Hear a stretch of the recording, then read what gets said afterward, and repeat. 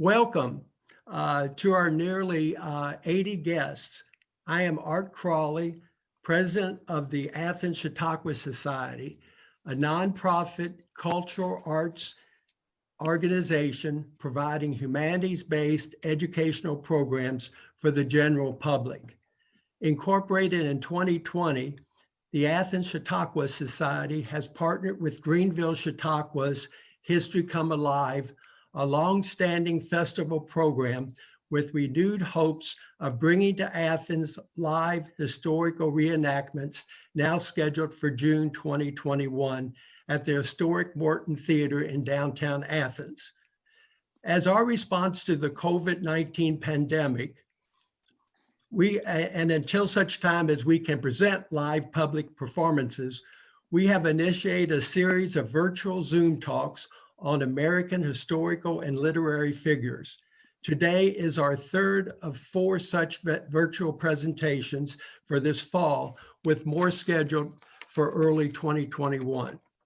We are honored to have as our speaker, Jonathan Haupt, Executive Director of the Pat Conroy Literary Center, located in Beaufort, South Carolina.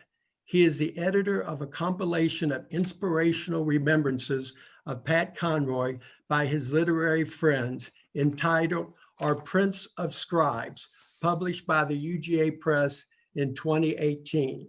And I have a copy of the cover of that book right here, my personal signed copy. Mr. Haupt's presentation is titled The Faith of Pat Conroy, a revelatory account of Pat Conroy's religious upbringing in Atlanta and the influence it had on his writing and on his relationship with his fellow Southern writers. Introducing Mr. Haupt today will be Stephen Wallace, Marketing and Sales Director for the Georgia Press, one of our community partners. Mr. Wallace has been with Georgia Press since 2018, coming here from positions with such publishing houses as Random House, Unbridled Books, and New Leaf. Mr. Wallace, glad to have you joining us. Thank you, Art. Jonathan Haupt is the executive director of the nonprofit Pat Conroy Literary Center, based in Beaufort, South Carolina, and the co-editor of the anthology, Our Prince of Scribes, Writers, Remember Pat Conroy, published by the University of Georgia Press, and winner of 14 book awards so far. Jonathan's book reviews and author interviews have appeared in Charleston Post Courier, the Savannah Morning News Beacon magazine, Beaufort's Lowcountry Weekly, Beaufort's Lifestyle magazine, and the Southern Review of Books, and elsewhere. He is the host of the monthly Live from Pat Conroy Literary Center author interview podcast heard in more than 150 countries, and associate producer of the Telly Award-winning South Carolina educational TV author interview program, By the River, now in its 3rd season. Jonathan is a frequent presenter on educational and inspirational topics drawn from the writings and teaching life of his friend and mentor, best-selling Southern storyteller, Pat Conroy. I am pleased to be on behalf of the University of Georgia Press introducing you to Jonathan Haupt. Thank you, Stephen. I'm just thrilled to be here with all of you this afternoon. And I really appreciate Stephen and UGA Press. They've been fantastic to work with for years and years. Our Prince of Scribes has been out for 2 years now, and UGA has just been phenomenally supportive of that book. I see a lot of friends out there in Zoom land who have seen me give other talks about Our Prince of Scribes or about Pat as teacher or writer. And today's talk is a little different. This is actually the first time I've gotten to give this particular presentation on the faith of Pat Conroy. And I'm so grateful to Athens Chautauqua for the opportunity to do this. I was asked if I could give a program that I hadn't given before, but I've always wanted to, and this is the first thing that came to mind. So y'all are in many ways the first audience who's ever actually heard this presentation and gotten to see some of my thoughts on what faith, in a big sense, meant to Pat Conroy, to his life, to his writings. I want to tell you very quickly a little bit about where I am physically in the world. And those of you who have visited us here in Beaufort probably recognize this backdrop. I'm not just in the Pat Conroy Literary Center. I am at Mr. Conroy's desk right now. That is our studio for today. So this is a beautiful full wall mural behind me, painted by a Japanese-born artist named Aki Kato, who makes his home here in Beaufort right now. And I am sitting in the chair that Pat Conroy himself sat in, probably from the time he wrote Beach Music onward. So this is a nice spot to be in today. And if you've never gotten to visit us here in Beaufort, I hope you get the chance at some point. This is the next best thing. I'm going to switch over to screen share for about the next hour or so for the actual presentation. And you've probably noticed by now that your microphones are all off. You can and should ask questions or leave comments in the chat for those of you who know how to do that. We'll certainly have time at the end of the presentation for me to answer those to the best of my ability. And that's always a fun part of any program I do. So with that said, I'm going to switch over to our screen share and start our presentation here. Oh, I see we've got a couple of special guests out there too. Thank you all for being here. I'll mention a few folks along the way. Let's see if I can get Mr. Conroy up there. Yeah, I know that guy.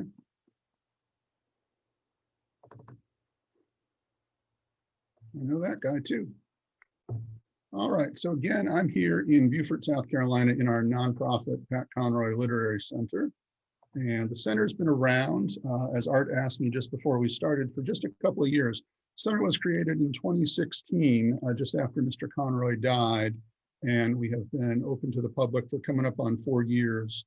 In that time, we have received a bunch of honors and awards, both nationally and locally, which has been really wonderful. But the most exciting thing that we get to do, the thing that really defines the center, our educational programs, very much like what we're going to do today.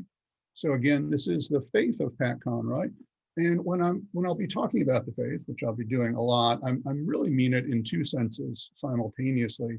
Certainly Pat's faith in the divine, in a spirituality and religious sense of the word, but also Pat's faith in humanity, very humanistic faith as well, and his faith in himself.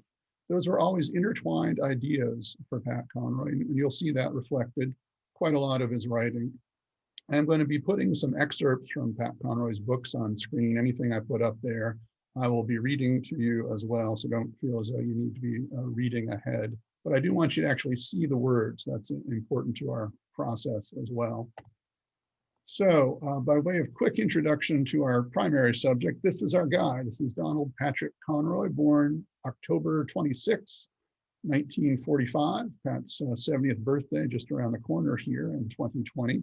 Born in Atlanta and passed away March 4th of 2016 here in Beaufort. He's the author of 12 books. That's probably not new information to most of you out there. 11 were published during his lifetime. A 12th, The Lowcountry Halp, came out after he passed away. And I did the count just before we started. I think I'm quoting today from 10 of these 12 books. Couldn't quite get all 12 in, but we got pretty close. Because this theme of faith, this theme of spirituality, of connectiveness to creation and a creator, it runs through all of Pat's writings because it was so central to his life. So I want to tell you a little bit about that life as context. There's Pat again, much younger this time. This is a photo from 1968. That was the first year of Pat Conroy's teaching career, not on Daufuskie Island, but at Beaufort High School here in Beaufort at that point. And Pat was not in Beaufort when the photo was taken. This is in Pensacola, Florida, where the family was living.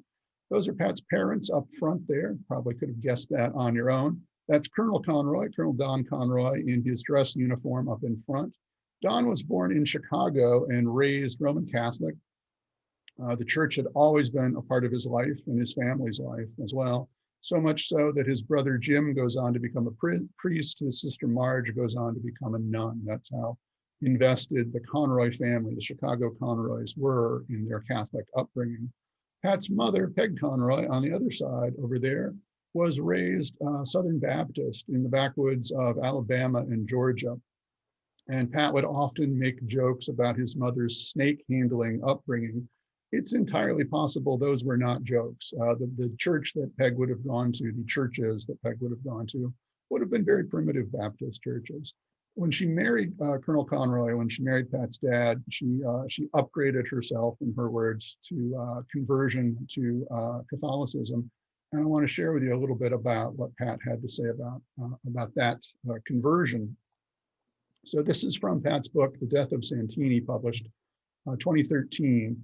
I think my mountain mother, with her upbringing in the primitive Baptist church, believed that Roman Catholicism,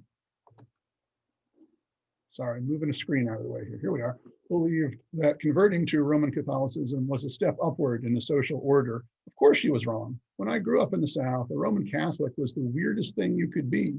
There was no second place until the Hare Krishnas showed up with their tambourines and saffron robes in the Atlanta airport. Well, in the character of Lucy from Beach Music, Peg gets to respond to this in a way. She was long deceased when Pat wrote this, but I think it echoed something his mother actually said. So from Beach Music, Lucy McCall says, I raised my children in the Cadillac of religions, and she's talking about her conversion to Roman Catholicism. So this is in the voice of a character, but very much, I think, true of how Peg thought about that. Let me just say quickly about this photo here. That's Pat, this time in the dress uniform. His father's absent in this photo. This is from Pat's years at the Citadel, and we see him once again with his mom and all of his siblings surrounding him there. So how did Pat's dad feel about Roman Catholicism? Well, we don't have any quotes from the colonel himself, but we have this wonderful prayer of sorts from the character that's based on Colonel Conroy. This is from the Great Santini, and this is the fictional character, the fictional Great Santini, Colonel Bull Meacham speaking, but I think this is very much true of Pat's dad as well. Sometimes Colonel Meacham would think about the relationship of Catholics and military. Good Catholics make good soldiers, he thought. The soldier has to obey his commanding officer without questioning his orders. Same with the Catholics. God's the commanding officer, and the Pope is his first sergeant. God tells the Pope what he wants done, and the Pope lays down the law. The church is the structure wherein laws are administered. The church and the Pentagon are alike in that respect. I am the commanding officer of the 367, it's his squadron. God is the CO of the universe. Both of us have similar responsibilities. Oh Lord, make me worthy of the squadron I command, and please give me the chance to kill Castro. So that's our fictional Great Santini, but I think this is very true of the mindset of the real Great Santini, of the real Don Conroy as well, who in this passage is equating Catholicism with the military, but also equating himself with God. And Pat would often refer to his father, the real Colonel Conroy, as the god of war, equating him with Ares, the Greek god of war. So Pat and his siblings grew up in the Roman Catholic Church, just as his father had. And Pat actually went to Catholic schools, to private schools, his whole life, till 1961, when the family comes here to Beaufort, South Carolina for the first time. Pat had been going to Catholic schools, being taught by nuns and priests. He had been an altar boy. He had been deeply invested in the whole rituals and beliefs of the Catholic faith. And in Beaufort, in the Lowcountry, is where things start to change for Pat. So the Conroys come here in 61, it's just before the Cuban Missile Crisis. It's why it's so important for a guy like Colonel Conroy to be in Beaufort. And they arrive knowing that for the first time in Pat's life, he's going to be in one town, one school for 2 years. That had never been true before. Always a new school, always a new town every single year. Pat was always the shy, awkward, forgettable kid because of that, because he never had enough time in one place with one group of students and one group of teachers to really get invested, to start to figure out what kind of man he was going to be. But here in Beaufort, things start to happen for Pat that shape him into the writer and teacher he'll be as well. Beaufort High gives Pat a safe place to start to explore what it might be to be a writer, something he'd been interested in, but hadn't really had a chance to explore until Beaufort. And so I want to share with you Pat Conroy's very first poem, because one, it's a beautiful poem, two, it's a sad story, and three, the writing in this poem from 16-year-old Pat Conroy is very much evocative of his strong Catholic faith at this time. Here's the impetus for the poem. Here's the story. Pat's best friend when he arrived in Beaufort, when he started making friends at Beaufort High, was this kid right here. This is Randy Randall. He was the son of the school superintendent, Morgan Randall, and Morgan's beautiful wife, Julia. And Randy was the most popular kid in school, the most athletic, the most witty, the kid everybody wanted to be like. And Pat was immediately drawn to him, because the great secret of the Conroy family was that the colonel could not leave the battle on the battlefield. He was physically and verbally abusive to the whole family. And Pat, as the oldest of the siblings, got the worst of it. So Pat always felt this great weight on him, this great secret. And now he's looking at Randy Randall, seeing the life that he wishes he could be living. This kid with a wonderful family and a wonderful sense of place and belonging in the community and school.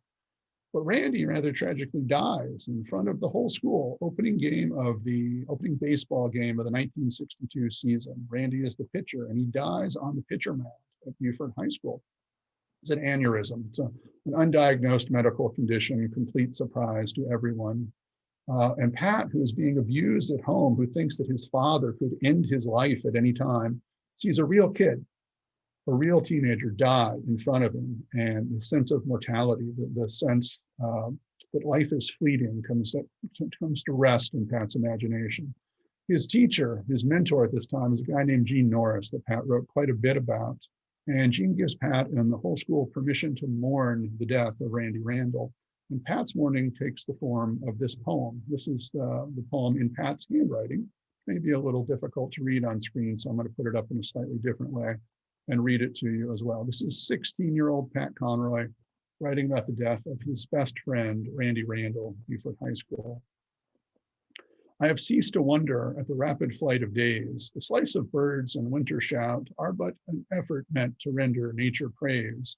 Myself, I wish to think about 100 friends who walk a pathless street alone in search of lost and youth-grieved dreams. Once a boy, fluid-limbed and not quite fully grown, gave love to life, and life, it seemed, surfeited with the honey tooth of perfect joy. Yet darkness lit another place, far off in the hills, so shadow wrapped the boy in death, and pressed his guiltless face to the flawless pages of eternal rhyme, a snow-fleeced lamb of the earth and a God-bound child of time. It's a beautiful poem, certainly influenced by Pat's reading of Thomas Wolfe at that point in his life, but also very much influenced by Pat's faith. This is Pat's way of offering his best friend up to God. This is Pat trying to get Randy's entrance into heaven through this poem. This is a poem that Pat writes and gives to Randy's parents, Morgan and Julia, folks who will know what it means to lose children time and again, unfortunately. And Pat becomes a sort of surrogate member of the Randall family. And that's an idea we'll circle back around to before we finish up here. But this gives you some sense of what Pat was writing as a teenager, very much invested in his Catholic faith at that point. Well, Pat goes from Beaufort High School to the Citadel. And again, that's probably not new information to a lot of you watching out there. The Citadel's honor code then, as it is now, is simply this: a cadet does not lie, cheat, or steal, nor tolerate those who do. That's a streamlined version of the Ten Commandments, and intentionally so. And this is a line from Pat's novel, The Lords of Discipline, published in 1980 by the president of that school, a fictional character named General Durrell. But this is a line that has been spoken at the Citadel many, many times. This is true of the Citadel philosophy, that honor is the presence of God in man. So even in this military school, even in this military college, there is a strong sense of faith that is inherent in the structure and the origin story even of the Citadel. Well, Pat graduates from the Citadel in 1967. So he's there in the mid-60s during the Vietnam era, when Citadel cadets are going to Vietnam, dying and not coming home. And he's seeing all around him the turmoil in the country, divisions along lines of gender and race and economics, everything, very much like the moment we're in right now, in fact, unfortunately. Pat is starting to question his faith at the Citadel, but he's also trying to salvage it. He's also trying to recommit himself to that faith. And he wrote about that beautifully a number of times. I want to share some of those passages with you. So this is Pat writing in his memoir, My Losing Season, which came out in 2002. Looking up at the night sky, I saw the Milky Way. I instantly thought of God. How afraid I was that I was losing my faith in him, and the immensity of the fear and cowardice I felt when I thought I was facing the world without him. I was receiving Eucharist every day of my life and fighting this war with faithlessness with every cell of my body. But I could feel the withdrawal taking place without my consent. Pat is going to Mass every day. He's a student of the Citadel. He's going to the chapel.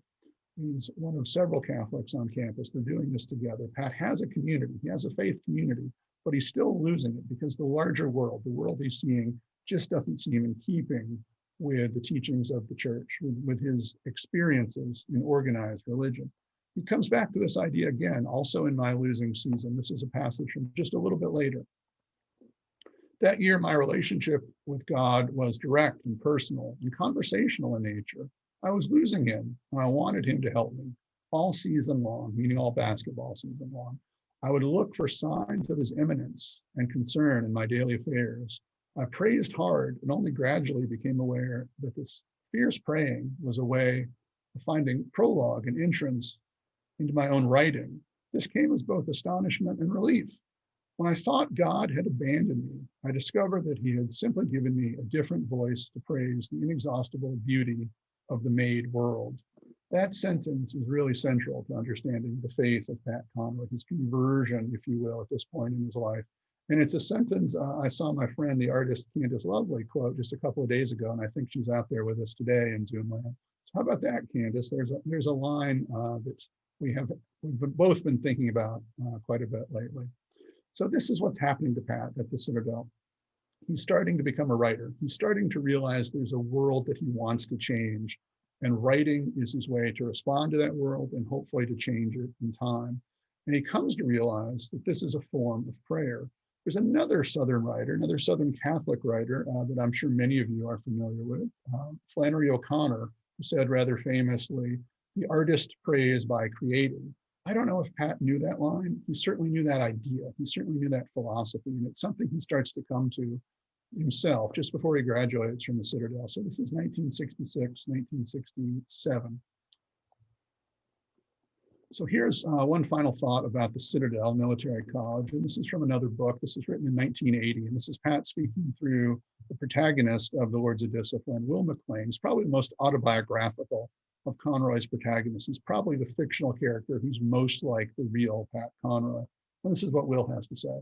The American South and the Catholic Church, these were the two pillars of authority upon which my life had been built. And I had learned their rituals well, their worship of order and tradition, the strict codes of their punishment and anarchy, the contempt for the man or woman who stood alone. They had not prepared me for a time in my life when I would stand alone. Well, this is what happens to Will in the course of The Words of Discipline. He has to take a stand alone. He has to take a stand in opposition to the institutions that he has belonged with.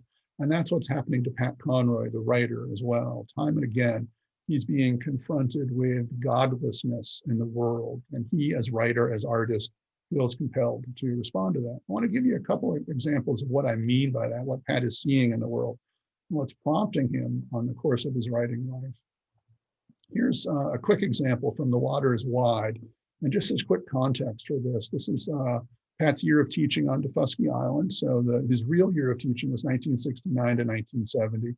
And there was a minister here in town who was sending books over to the island, over to Daufuskie Island, as a sort of, haphazard, thoughtless act of charity, with no real expectation that anything would happen with these books. But it was just a way to sort of check a box that he'd done something good. And this is Pat's response to that. If a Black had entered his church, the church would have closed down automatically. And that was the plan of the hallowed vestrymen should a Blackfoot cross the threshold. Christ must do a lot of puking when he reflects upon the good works done in his name.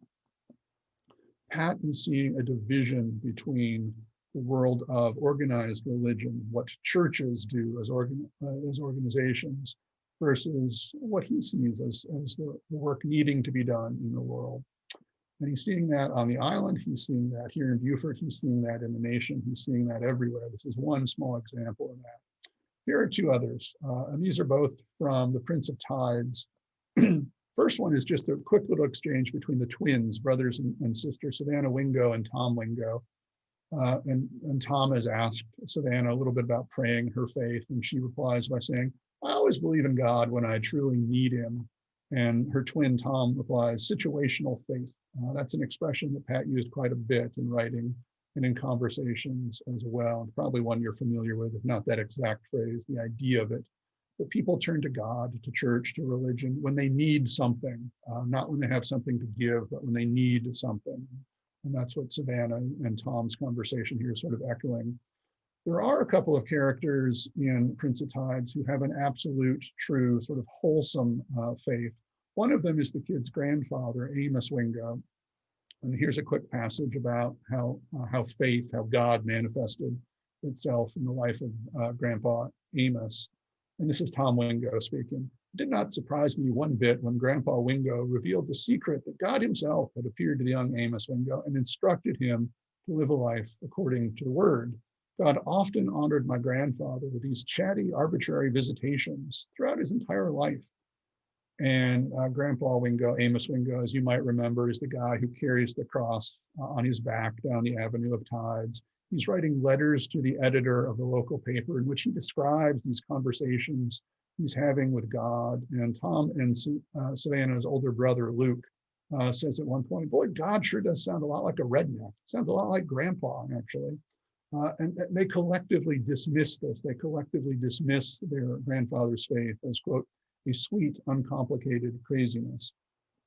Luke has an honest faith in God as well. We'll come back to that in just a second.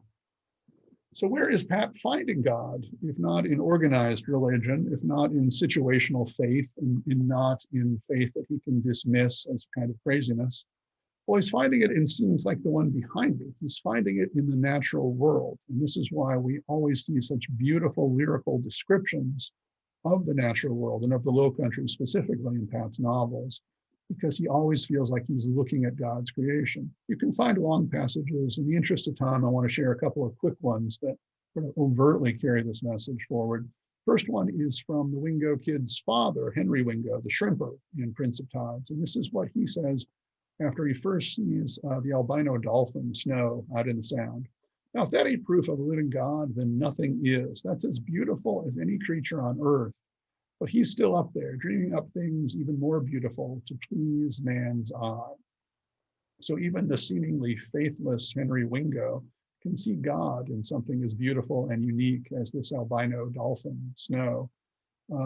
There's a long passage, too long to quote in the time that we have, unfortunately, from Luke Wingo, that's really conveyed as kind of a sermon on Colleton, this town, the stand-in for Beaufort, as Eden, as paradise, when the town is about to be sold and turned into an atomic bomb plant, which is, of course, something that actually happened at the other end of South Carolina, in a town called Ellenton. And Luke talks about Colleton as paradise and plutonium as the apple. It's a really beautiful passage.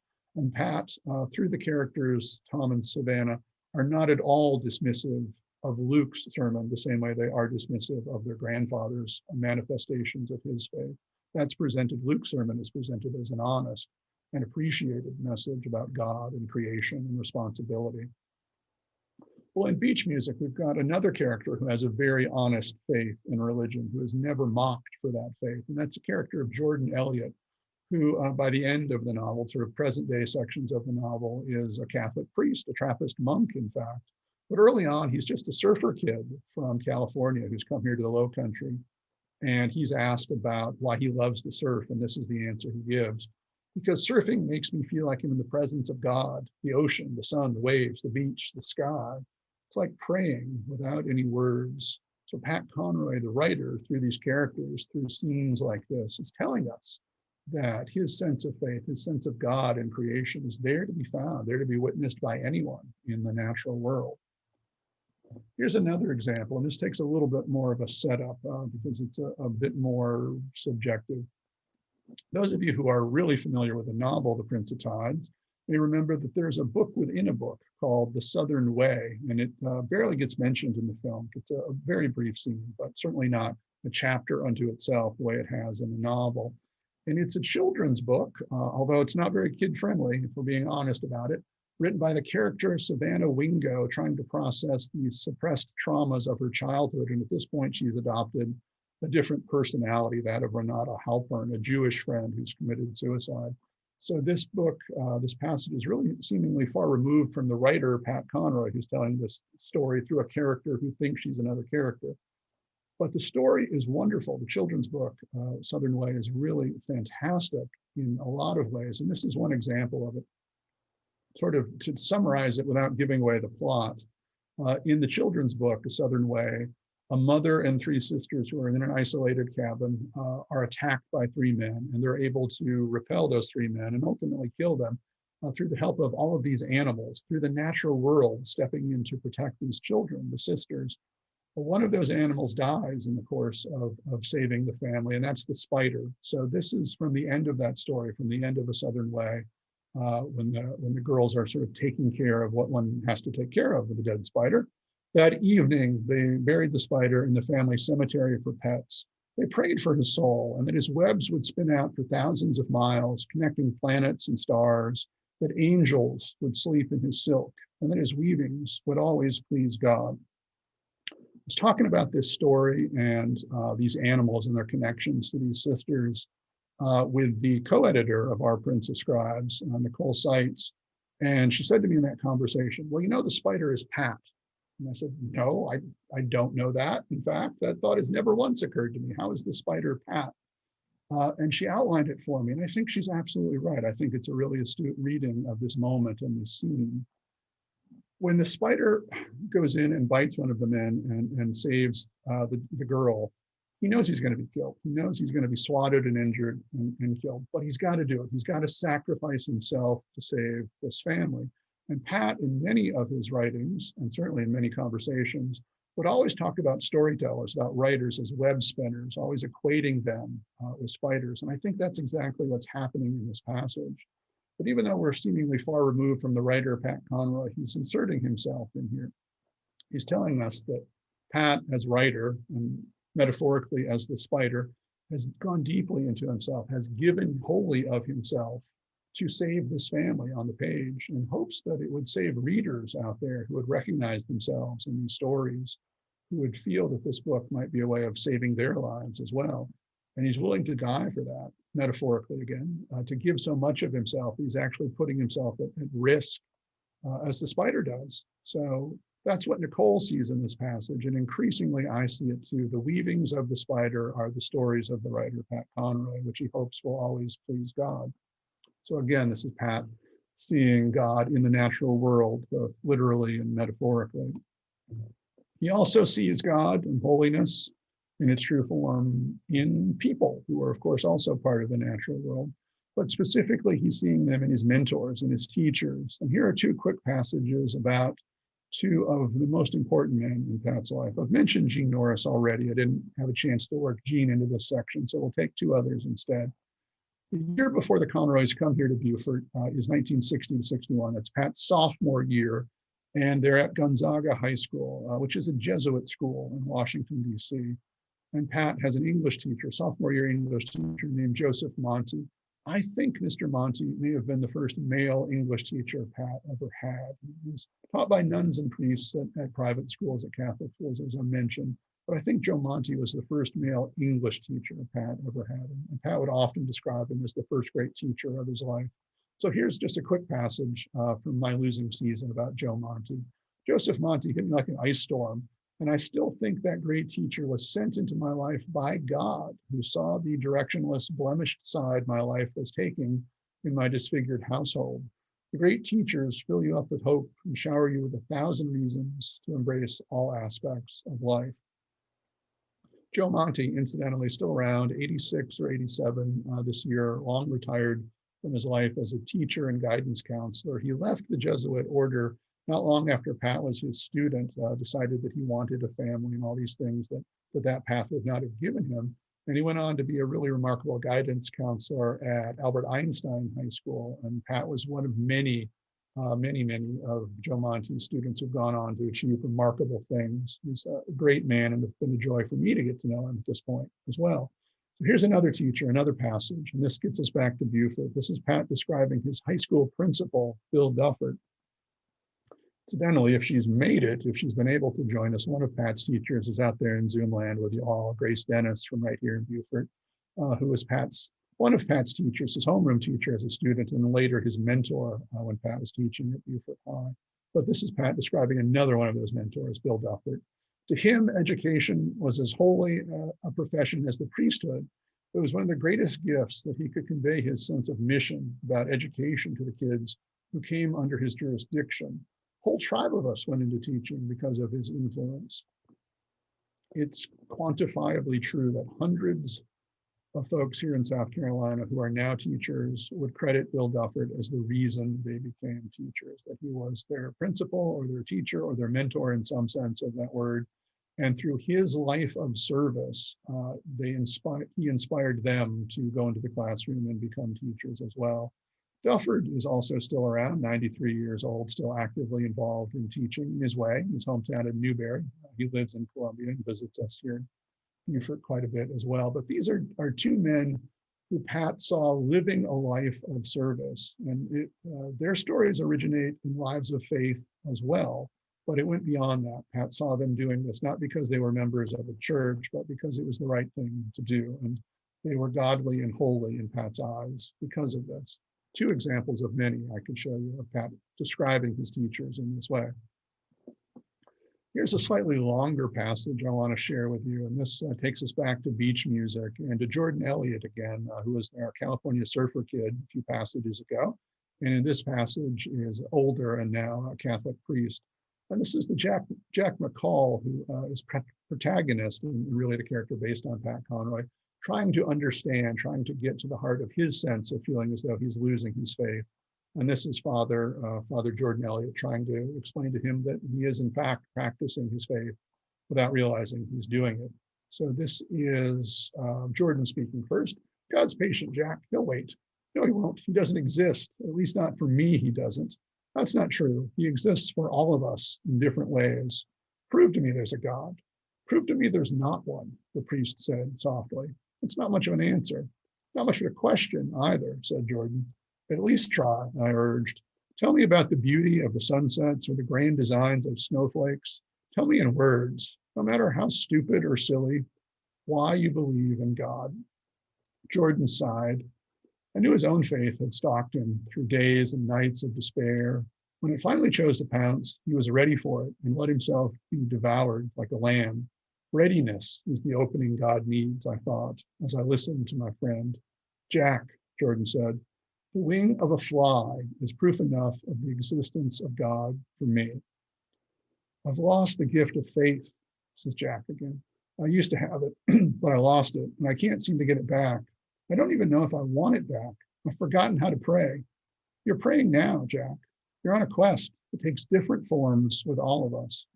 So this is the fictional character, Jordan Elliott, who is a man of true and pure faith, giving Jack McCall, another fictional character, permission to practice his own faith in whatever way feels right, an individualistic kind of faith. This is also the writer, Pat Conroy, creator of both of those characters, giving himself permission to do the same thing, giving himself permission to practice faith, not in a church, as it was as true of his upbringing, but on the page as a writer in passages and moments like this. Here's another long passage that gets to the same idea of an individualistic kind of faith. This is from an earlier book. This is from the great Santini, and this is from the final chapter. This is the character Ben Meacham, 18-year-old Ben Meacham, who's just lost his father, the great Santini, the fictional Bull Meacham, who's died as a hero to the whole town by crashing his jet into the water instead of into the town when there's a mechanical malfunction. And Ben is trying to reconcile how his father can be a hero, but also still this guy who was physically and verbally abusive to the whole family. How can he both love and hate his father with a lowercase f at the same time? And to that, Ben turns to his father with a capital F and tries to conceptualize what God is. It's a long passage, but I think it's worthwhile. Ben Meacham wanted to pray, but he was afraid he was not worthy of prayer. But he was even more afraid that he had no belief in prayer, yet he had belief in wonder. Can a boy begin a prayer with hatred of his father in his heart? Can that boy walk up to the altar of God and can he lay out that hatred? Can he spew his hate and tell his story? Can he tell about the beatings and humiliations? Can he tell of the Marine who stormed the beaches of his childhood? Can he look into the eye of God and spit into that purest source of life for engendering his soul in the seed of a father who did not know the secret of tenderness, a father who loved in strange, undecipherable ways, a father who did not know how to love, a father who did not know how to try? And what would this God be like, this God of Ben Meacham, this God that Ben was losing fast, barely believed in? Ben thought about the kind of God he would approach, and that God would have to look a certain way. And in his mind, Ben began to assemble the God he would speak to about his father. This would be the God of Ben Meacham. Now, you're not going to recognize a lot of the names of characters in the second passage unless you've read the novel. So let me quickly say as context, all of the names Ben is about to mention are members of his family, they're his friends, they're his teachers, they're the upstanding members of his community. And this is how Ben Meacham, and by extension, Pat Conroy, constructs his vision of God. Ben would give him the sweetness of Lillian, the dark, honest eyes of Arabelle, the soft virility of Mr. Dacus, the birthmark of Pinky on his throat, and Ogden Loring's upcountry drawl. Ben would give him the shoulders of Virgil Hedgepath, the innocence of Karen, the spoon and tears of Mary Ann, the high-pitched laugh of Sammy, Nat's intensity, and the loyalty of the gray. And Ben would put his God on a street like River Street. He would have this God lift his voice in the holy song of Toomer. The hands of this God would be bright with flowers that would never die. And this God would sing and stutter and limp along an alleyway and pass judgment in a land beside the river.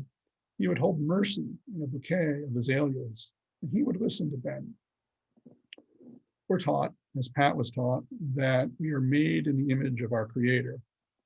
Pat is doing the reverse. He's making the Creator in the image of us, the best aspects of the people of his life. He's doing this through the fictional character of Ben Meacham, but I think this is the writer Pat Conroy doing this the same thing. If you think about that, if you take it to its logical conclusion, everyone is godly, everyone is holy, everyone is a creation of a Creator, and they are in direct communion with that Creator simply by virtue of being and being the best parts of themselves. That's the God that Ben Meacham creates in this passage. That's the God that Pat Conroy creates as writer as well. And I will say this is from Pat's third book, first novel, The Great Santini. Pat was not an internationally acclaimed writer at this point. He really didn't have much cachet. And his editor and publisher didn't want this chapter in the book. It seemed out of character with the rest of the book. The editor didn't really have the same vision that Pat had for how important this passage was. Pat fought for this to be in this book at a time when he maybe shouldn't have done that, when that really was putting his career, his standing as an author with his publisher at risk. He fought for this to be in here. This is a prayer. It's also a poem of sorts, a prose poem. And Pat Conroy hadn't been putting much lyricism on the page yet. There's not a lot of that. There's not a lot of poetry in the passages of Water is Wide, or even in The Great Santini, until the end, until we get to this. And then there's definitely poetry to be found in these pages as well. That's how important this was to Pat. That's how reflective this is of his soul. He's writing in a style that he hadn't written in before. He's trying to get to say something that's really important to him about what God is and what his relationship with God is. So what does Pat Conroy believe in ultimately? It's the circle. It's a concept that Pat talked about and wrote about any number of times. And I'm going to share a couple of short passages with you here. And then an example that includes both me and Pat that may contextualize this for you. Pat believed that everything comes back around, not in the sense of reincarnation, not in a Hindu sense, but in a more classical sense of that, in the sense of the hero's tale, of a homecoming. Everything is always coming back around. So here are a couple examples of how that manifests itself in Pat's books. This is from an opening scene in The Prince of Tides, and those of you who've seen the film may remember this. It's a really beautiful visual moment of the three Wingo kids holding hands and rising and sinking in the ocean together. This is how it's described in the book from Tom Wingo's perspective. We floated together, our hands clasped in a perfect, unbreakable circle. I held Savannah's hand, and I held Luke's. All of us touched, bound in a ring of flesh and blood and water. This is the first moment that we're introduced to the Wingo kids together. The last moment we see any of them together is also spoken about as a circle. Sorry to ruin the plot for anybody who's not read it, but Luke is deceased at this point, and that brings us to just having the twins, Savannah and Tom, together. And after Savannah has recovered in her way from her trauma, this is what she says to Tom. "I'm gonna make it. Wholeness, Tom. It all comes back. It's all a circle." So that relationship between the Wingo siblings in this book, at least, begins and ends with a circle. Begins with the idea of coming back to a true sense of yourself. Here it is, carried out in a couple of other examples. Here we have General Durrell, once again, the president of the fictional South Carolina Military Institute, standing in for the Citadel in the Lords of Discipline. And he's talking about the ring that all of the Citadel cadets wear, the ring they have to earn by virtue of going through their experiences at the Citadel. This circle binds you to the brotherhood, to the inviolable ranks. The ring encircles the world. This is very much the philosophy of the Citadel to this day, that there is a ring of connectivity, a circle of connectivity that binds together all graduates, all alumni of the Citadel as one family, one brotherhood, one siblinghood now, I suppose. Here's another example. This is from Leo King in South of Broad, 2009, many years later. This is one of several examples in which Leo talks specifically about circles. I developed an eye for circles and the strange power they exert over human connections. Leo is talking about people who've been absent from his life, coming back into it after a time away, and helping him, Leo, get back to a sense of an earlier sense of himself, which was very much Pat's experience over and over again. And this is how Pat described it in his own voice in the memoir, The Death of Santini, in 2013. In my novels, I've often written about the immense and mysterious powers I associate with the perfect shape of a circle. When my past circles back on me and completes itself in my present life, it often seems both covert and ominous, acting as both a herald and a sign. The circles almost always take me by surprise, leaving me breathless and in awe. So what I want to do at this point is give you two examples of how the circle plays out in the real life of Pat Conroy, not so much with passages, but with stories. And then after that, we'll have some time for questions. So this is a reminder again, if you have questions or comments even, you're welcome to put them in the chat, and we'll be getting to those in about 15 minutes as we go through these two stories. Excuse me. So let's circle back to an earlier moment in this very presentation. I mentioned Randy Randall, Pat's best friend at Beaufort High School, who had died in front of the whole school, and that Pat had effectively entered the ranks of the Randall family, filling in the gap that Randy had left. And that Pat really became a sort of surrogate son to Morgan and Julia Randall. Julia was not a member of the Catholic Church here in town, as Pat was, St. Peter's. She was a member of this church. This is First Presbyterian, which is just a few blocks away from where I am right now, the Conroy Center. It's a small church by the scale of churches in Beaufort, maybe about 400 members then and now. And Pat would go to services with Julia, so much so that he and the other members of the church referred to First Pres as Pat's second church. Well, this story is about 10 years ago when Pat and Julia went to First Pres for an Easter service. And Pat hadn't been in a while, but Julia talked them into going again. And they sat there in Julia's pew, and Pat was noticing all these well-dressed families coming in, husbands and wives with their kids, always married couples with these beautiful, well-dressed kids.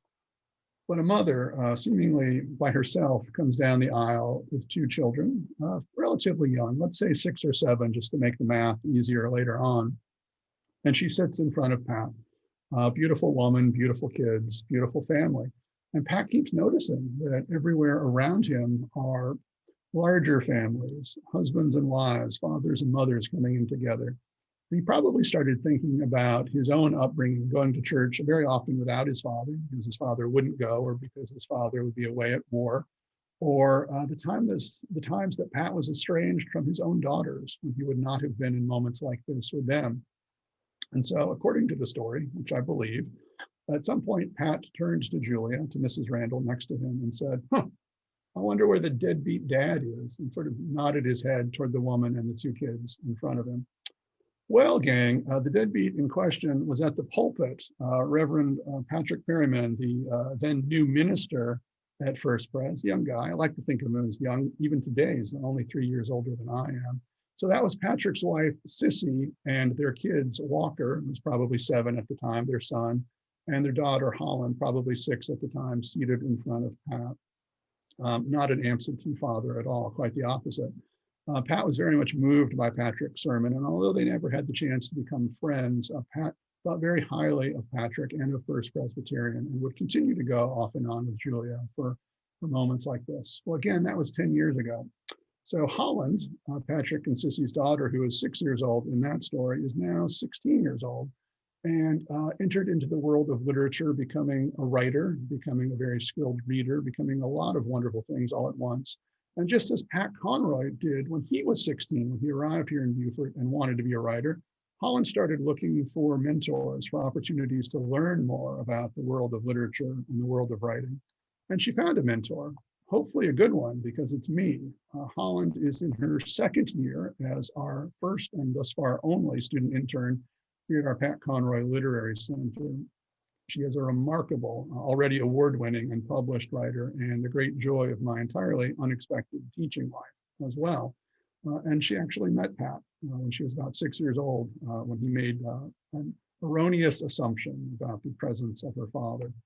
So just as Pat Conroy was once my mentor and my friend walking that path with me, I now walk a different path with Holland as my student. And one day she'll walk it with someone else as well. That too is a circle, that relationship between student and teacher. Pat had absolute faith in the importance of that. It's being central to our the debt that we owe each other simply by being here, same place, in the same time together, that we all have something to learn and we all have something to teach. And that too is a godly, holy act. So let's talk about where Pat is buried, because that too is a circle completing himself. Mr. Conroy passed away March 4th of 2016, and we realized he had final lesson for all of us as a teacher too, and it too is a completion of the circle. Here's Pat's headstone. He's buried out on St. Helena Island, 2 sea islands out from where we are here in Beaufort, at a very isolated cemetery, which incidentally is a historic African-American Baptist burial site. And let's remember, Pat Conroy is a Roman Catholic white guy. So it took a lot of special permission for Pat to be buried out there. But he went through that special permission because he thought it would be worthwhile. As you can see, there are a lot of, let's call them artifacts left at the gravesite there. You can probably see a small basketball and a lot of notes. Maybe you can see the pen and the glasses and the bottles of seawater as well. All of those are being left by visitors, by people who are treating Pat's gravesite as a sort of literary pilgrimage site. Pat knew that would happen. He knew that would happen because he visited the graves of other writers. He knew people would want to visit his gravesite as well. So he put a lot of thought into where he would be buried. He is on the grounds of the Penn School. It's what's now called Penn Center. He's Charlene, I can see out there. We've got somebody from Penn on the call with us right now. Penn was created during the American Civil War as a school to educate the newly freed, formerly enslaved peoples, but it had a remarkable second life in the 1950s and the 1960s when Pat was introduced to it. It was one of the few places in the country where Blacks and whites could safely meet together. And because of that, it was a safe haven for activity during the American Civil Rights Movement. And Pat Conroy was taken out there multiple times by his teacher, Gene Norris, to be a part of that, to experience it, and to meet the leaders of the Civil Rights Movement, including Dr. King, Jesse Jackson, and Julian Bond. That place was really central to Pat's formation of self and his idea of what a life of service to others would look like. So when Pat was inducted into the 1862 Circle, there's that word, Circle, in 2010, which is sort of a Hall of Fame for social justice, if you will, that Penn Center administers and gives out. Really wonderful program and a fantastic pantheon of past award winners as well. That meant quite a lot to Pat, so much so that he started making those special permissions that very evening to be buried on St. Helena Island. And the reason for that is you can't get to Pat's gravesite without going through the heart of Penn Center and learning at least a little something of that story. Pat wanted that. Pat Conroy, the teacher, wanted that. How is that a circle? Well, the award that Pat was given when he was inducted in the 1862 Circle says right on it that he's being honored as a writer and as a teacher. So that was taking him all the way back to being a teacher, something he had only been in the classroom for 3 years, and been most recently that 1969-1970 school year on Defusky Island. And now here was a school that was very much part of the Gullah community, honoring Pat for that. That too was a circle completing itself in Pat's life. The center is that too, and this is where we honor Pat as writer and teacher, the very things that he was honored for at Penn Center by the 1862 Circle. This is a place you can visit in person, which I certainly hope you get the chance to do. It's also a place where you can visit us online, as you're doing right now. If you go to our website or our Facebook page, if you haven't had a chance to do this yet, you can sign up to be on our mailing list and learn more about programs like this. Now, I want to close with one final story about a circle, and then I see we've got at least one question out there in the chat, and I'll happily respond to that and anything else you all want to ask me. But here's our sort of closing story. Also a circle. Oh, sorry, one more slide. Let me quickly mention that among the programs we have coming up is our 5th annual Pat Conroy Literary Festival, held the first weekend in November, entirely virtual this year. So you can sign up through these websites to attend in person. You can watch live streamed videos. Virtually everything in the festival this year is free, honoring Pat, his writer and his teacher.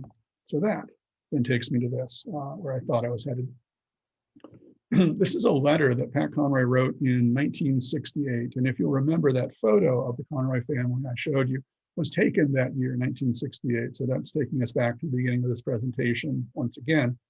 And that was Pat's first year of teaching, not on Tuscaloosa, that'd be 2 years later. Pat was teaching at Beaufort High School at that point. But he wanted to write a letter that summer to his high school principal, that guy for whom the profession of education was as holy as the priesthood, because Bill Duffert had inspired Pat to become a teacher, and he wanted to thank Dr. Duffert for that.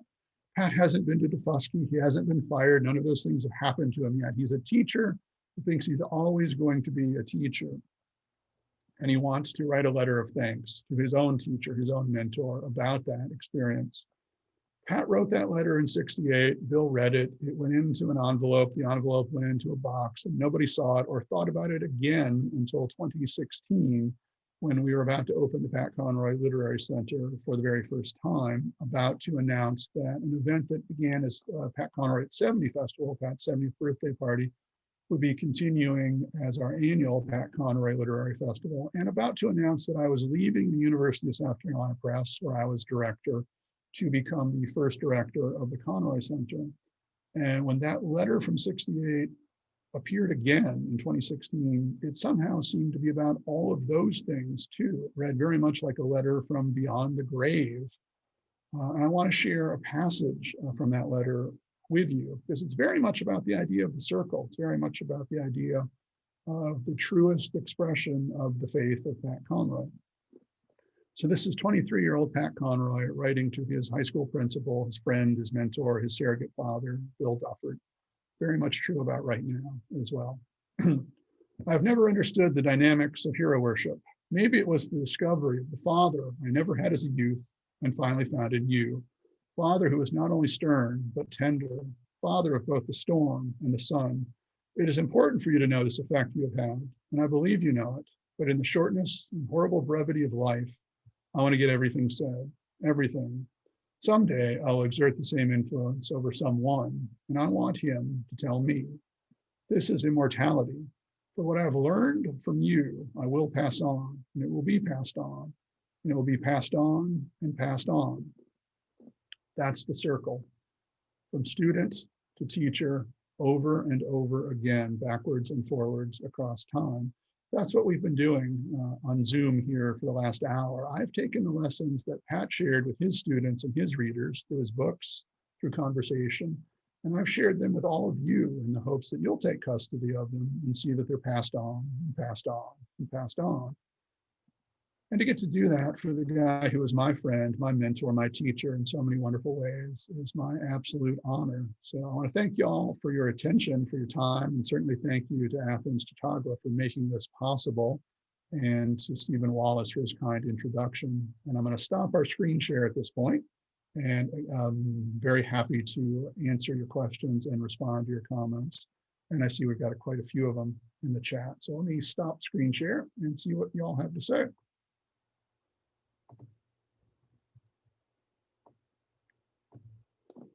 All right, I'm going up to the top of our questions here, and from, excuse me, there's a question from Julie about what's on his tombstone. Yeah, you may have seen that etched onto the tombstone there are the opening lines from the prologue to The Prince of Tides. My wound is geography. It's also my anchorage, my port of call. That's written, of course, in the character of Tom Wingo, but very much true of Pat Conroy, too, who found his way to this town, this community, as a 16-year-old boy, and it never left him. Even during the 20 years that he was not living here, that he was not a resident of the Lowcountry, he was still writing about this place. He was still trying to get back to it in his imagination. And that's what that line means in the context of Pat's life. It has many meanings in the context of the novel in relationship to the Wingo family. But that's why Pat's widow, Cassandra King, felt very strongly that it would be etched on his tombstone as well. It's really beautifully done. A question from Susie. Have you planned any in-person literary events for 2020 at the Pat Conroy Literary Center? I'd like to plan a getaway from my book club members. So the Conroy Center is open to the public, and the public shows up here every single week. We do require masks. We have some limitations on how many people we can have in the building, but visitors are still coming, and they're coming from all over the country. Pre-pandemic, we would see about 3,000 people a year, just a remarkable number. And many of them would say they had come to Beaufort very specifically because of Pat Conroy, to see the center and to see the world that Pat described. And many people have moved here, made this their permanent residence for those very same reasons. So the center is open. We have done a couple of in-person events, socially distanced. Don't think we have any more on the calendar for 2020. And we'll certainly have some in 2021. We're already planning a few at some large spaces where that's possible. But right now, for the remainder of the year, our focus is really on virtual programs. But thank you for asking, Susie. Hope you and your book club members do come here. We've had a lot of book clubs meet in the center during off hours. So it's something that we can make available with a little bit of advance notice. And I've talked to those book clubs very much like we're doing today on Zoom about a specific Conroy book, if that's what they're reading, or about Pat's life more in general. Those are all things we're very happy to provide, book clubs here at the Conroy Center. Question from Caroline. Hey, Caroline, I didn't know you were out there. Which 3 books would you suggest to someone who had never read a Pat Conroy book? And I think it says, which is his first? Okay. So as I mentioned early on, there are 12 books published so far under Pat's byline, 11 during his lifetime, and the 12th, The Lowcountry Heart, came out after he passed away. Take the last question first. What is Pat's first book? A lot of Pat's more casual fans assume it's The Water is Wide. That's not the case. It's The Boo, which is a book that Pat self-published 2 years before The Water is Wide came out. Took out a bank loan here in town, self-published it, sold it out of the trunk of his car. It's written in honor of another one of Pat's teachers. There's a theme that we've had quite a few times in this presentation, Pat honoring his teachers. It's written in honor of Colonel Corvasi, a man who was nicknamed the Caribou or the Boo, who was the commandant of cadets at the Citadel at the time Pat was a cadet there. If you've read The Lords of Discipline, Colonel Corvasi shows up as the character the Bear instead, under a different name. So that's a presence that's probably familiar to you, even if you've never heard of the Boo. So that was Pat's first book. Pat signed my copy of the Boo.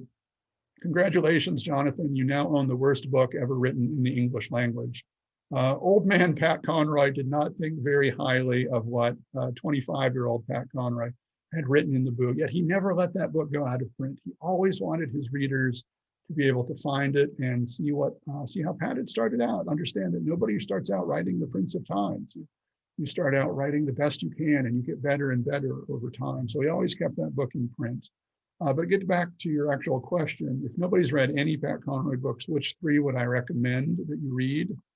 The Pat Conroy book that is closest to my heart, if I may use that expression, is a book called My Reading Life, which is a relatively small book, came out 2010, sort of keepsake size. And it's a book that a lot of Pat's readers haven't found their way to yet for whatever reason. I absolutely love that book. It's written under the framework that Pat is going to tell you about his favorite books, his favorite writers, but he can't do that without also telling you about the teachers and the family members and the situations that introduced him to those books. So it's very conversational, and it reminds me so much of what it was like to talk to Pat Conroy, because those are the very things that we would talk about on the phone or on the screen porch or wherever we happen to be. And Pat recorded the audio edition of that book, so you can listen to the whole thing in his voice, which is a really wonderful experience to have. When I listen to it in my car, I very often talk back to it like he's there with me. And that's how personal and immediate it feels. It's a fantastic book. 2 others I would recommend if you're starting from nothing, starting from really no information about Pat Conroy, is The Water is Wide. As a 70-year-old man here in town at the Pat Conroy 70 Festival, Pat was asked which book is closest to your heart. Off the cuff, unscripted moment. He said it was The Water is Wide because, quote, that was the magic year I discovered the man I was meant to be. That is a really magical year to revisit now as a reader, to see what has changed and what has not changed in terms of social justice, and to see the rawness of Pat Conroy as a writer, writing about part of his life that had just happened, that in many ways was still happening. So you really don't get that in Pat's later books. He's a little more removed from the autobiographical elements that he's drawing on. But in The Water is Wide, it was right there. He was writing about it while it was happening. It's a really powerful book. And then The Prince of Tides. You can't find your way to Pat Conroy and not find your way to The Prince of Tides. Really the quintessential Pat Conroy book. A beautiful lyrical work of prose poetry from beginning to end. It's Pat trying to work out so much about himself, about his family, about his sense of justice and honor, and about what he owes to other people as a teacher, as a writer, as an artist. Everything that people love about Pat Conroy is right there in The Prince of Tides. So those are the three that I'm always happy to give my strongest recommendation to. Oh, Charlene, hey, did see you out there. So Charlene, who works now at the Penn Center, says this presentation has been extremely enlightening. I never knew the depth of Pat's Catholic upbringing and how it manifested in his work. It also brought me back to my own upbringing and a deeper connection with the work of this powerful writer. Thank you, Charlene. Yeah, this is a subject I've wanted to talk about for a while. Yeah, and Arthur, yes, Arthur's question is about Vatican II. Yes, and I didn't mean to overlook that. That too was happening, 1962 to 1965. Correct me if I'm wrong about that, Art. But that's happening exactly when Pat is at the Citadel. And Pat was very excited about the possibilities of Vatican II, about sort of modernization of the Catholic Church and an engagement with the lived experiences of the real world that Pat was in. And he was deeply disappointed on how that played out. So that was happening at those very moments that Pat was questioning his faith. That's very much part of that moment too. And there's, yes, a comment here from Rebecca. I'm not going to attempt to pronounce this, but she says the idea of the circle is very true of Judaism as well. And because we've only had an hour and not 2 hours, I've not really had a chance to talk about Pat's relationship with the Jewish faith, which is really central to his life in many ways too. He wrote about that in the greatest detail in Beach Music, but it's also a theme that shows up in many of Pat's books. His second wife, Lenore, was Jewish. His best friend growing up, Bernie Shine, who becomes the character Sammy in The Great Santini, is Jewish. This is something that Pat was immersed in, certainly not to the depth of his Catholic faith, but it was something that was part of Pat's life as well, and he wrote beautifully about it many times. So perhaps in the future, I'll do a 2-hour version of this for Ollie, and we'll get to tap into that as well. And some book recommendations in here. Let's see, from Madeline, please share how your friendship with Mr. Conroy turned into a mentorship. I get to talk about that tomorrow in another virtual class I'm doing about Pat Conroy's reverence for teaching. And I've done that for Ollie a couple of times too, checking our time. Because I don't have time to tell the 20-minute version of that story, which is a good story to tell. So I'll just tell the quick version of that instead. I was a publishing person, a marketing person, a publicist, that's what I'm trying to say, at USC Press when I first met Pat. And for about the first 7 years that I knew him, I was one of hundreds of people who had a sort of limited access to Pat. I was able to ask him to write blurbs for books or maybe come to a festival. And sometimes he would do it, and sometimes he wouldn't, as he would try to do for as many people as he could. But over the course of those 7 years, as Pat got to know me, he really got invested in me and started to see bits and pieces of himself in me, as I certainly have come to recognize over time as well. So I became the director of the University of South Carolina Press, not its publicist, but its publisher. Pat volunteered to be my partner in a fiction imprint called Story River Books. And for the last 5 years of his life, we were partners, equal partners, as Pat would say. I didn't always feel that way from my perspective. I was so in awe of getting to work with Pat Conroy. But that's what we did. We published 22 novels and short story collections by other writers that maybe would not have had a chance to be published. without a guy like Pat Conroy on their side. And he showed me by example, not by conversation, not by instruction, but by example, what it meant to live a life of service to others, just as his teachers had shown him all those years before. And I don't think I was really doing that. I was certainly trying it, but I wasn't succeeding in the way that Pat was. And that time, those 5 years, as brief as they were so meaningful to me that when Mr. Conroy died and his family and friends decided to create our nonprofit Conroy Center in his honor, I left publishing, I left South Carolina, I left everything safe and predictable about my life, and I came here to do this instead, because this was my way of honoring my teacher and my friend Pat Conroy, and seeing that the lessons that he had entrusted to me would be passed on to others. So, yeah, I will certainly have a longer version of that story in tomorrow night's presentation, and I don't think any of y'all have access to that. That's a lifelong learning class for Coastal Carolina, but it is something that I've talked about at length before. And I think about how that's playing out now. You know, I have several students. Holland is the only one I've mentioned in this talk. But sooner or later, it's going to be her turn, too, to take this and pass this on to whomever is fortunate enough to have her as a mentor as well. And hopefully it continues over and over again across time. So from Stephen Fox, could you speculate on what Pat, with his knowledge of the civil rights movement, would make Catholic Amy Coney Barrett originalist interpretation of the Constitution, and so on and so on. So yeah, I can't. I try not to speak for Pat Conroy in the present tense now, and a couple of reasons for that. Pat was a complicated guy and occasionally contradictory, but I think you would have very strong opinions. Pat was always quick to turn out a letter to an editor when he had a strong opinion about anything, whether it was invited or not. And Pat Conroy would not have been silent at all in 2020. He would have very strong opinions about quite a lot of things going on in our lives right now. Certainly that as well.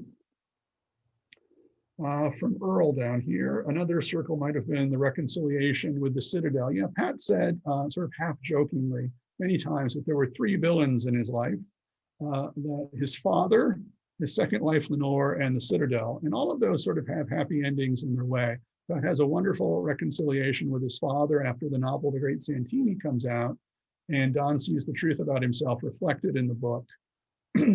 He changes his life. He becomes the best father and grandfather and uncle and friend he possibly could be, in many ways just to prove Pat wrong. But regardless of the motivation, he becomes the best person he can be.